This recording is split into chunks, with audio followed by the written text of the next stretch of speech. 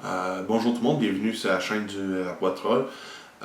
Aujourd'hui, on est ici pour parler d'une nouvelle expansion qui est sortie pour Imperial Assault, le board game qui est un peu un dungeon crawler de Star Wars. C'est un peu. C'est une issue. C'est un petit problème que j'ai avec Fantasy Flight, c'est que on dirait qu'ils font des jeux qui sont pas finis maintenant. Ils sortent une expansion, puis ils sortent beaucoup d'additions à ça. Vous allez voir ce que je veux dire par là. Là, aujourd'hui, l'expansion c'est Twin Shadows. Puis je vais vous voir c'est quoi les additions que vous avez besoin pour justement avoir tout ce qu'il vous faut avec cette série. Ok.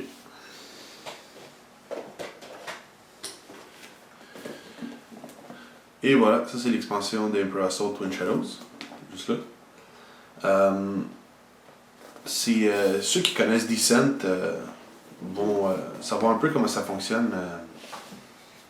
Parce que c'est pas mal le même principe.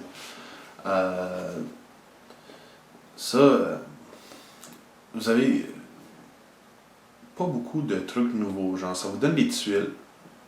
Je peux vous montrer.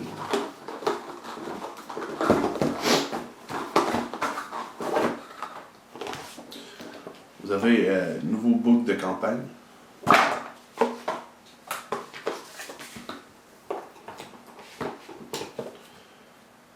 Quelques nouvelles tuiles pour les maps. Vous avez deux nouveaux bonhommes dans la faction. C'est un bonhomme qui fait un peu des deux. Il tire et il frappe au corps à corps, comme un mix de Chewbacca puis un Bowcaster. Puis vous avez aussi un ingénieur. Ça vous donne deux nouveaux bonhommes. Ça c'est un des deux. Et ça c'est l'autre. Ça vient avec leur petite carte. Couple de nouvelles missions. Fait que ça va bien avec la première, la boîte de base. Justement pour pouvoir ajouter des options. Puis là, leur bonhomme. Ça c'est la partie que je trouve un peu plate.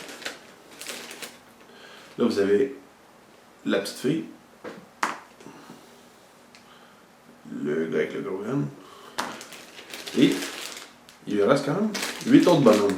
Mais les 8 autres bonhommes, c'est pas super varié. Genre, vous avez 4 fois un Stormtrooper avec un Heavy Weapon et 4 Tusken Raider. Fait en bout de ligne, vous avez 10 bonhommes de la nouvelle expansion. 8 méchants, 2 gentils, quelques cartes, un petit peu de map. Et tout ça, ça revient à peu près à 54 plus taxes, tout dépendamment où c'est que vous les achetez. C'est pas donné, c'est quasiment comme un jeu complet. C'est le genre de prix que vous pouvez vous attendre pour payer pour un board game standard. Quand vous pensez que la boîte de base valait une centaine de dollars, ben, l'expansion coûte à peu près la moitié. Mais là, vous avez d'autres trucs dedans. Ça vient avec des tokens. Vous avez les tokens des droïdes, c'est-à-dire C3PO puis R2D2.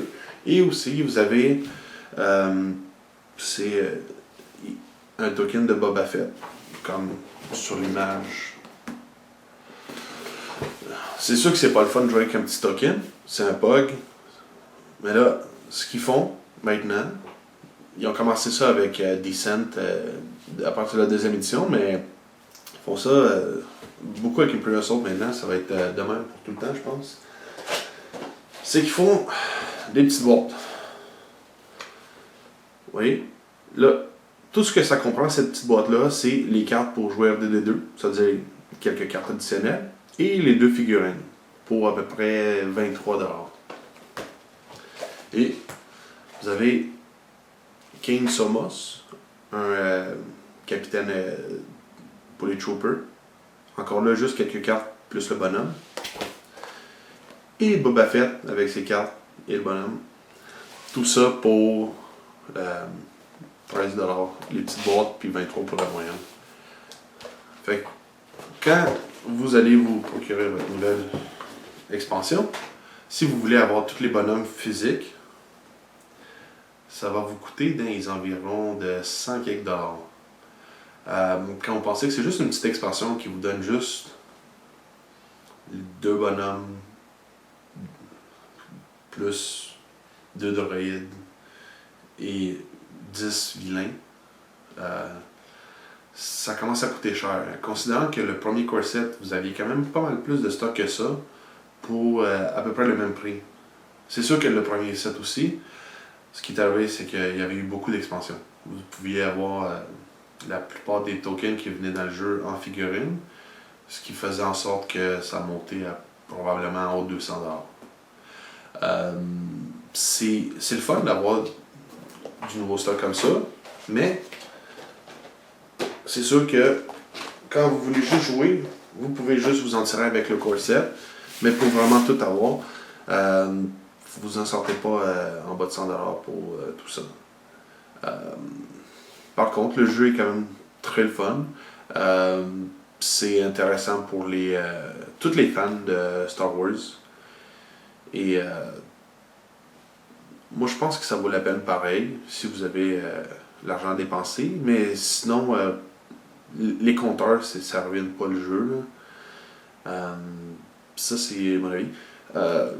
La nouvelle expansion est pas mal de fun. J'ai pas mal hâte de la tester, pouvoir jouer avec tout ce qui venait avec avant.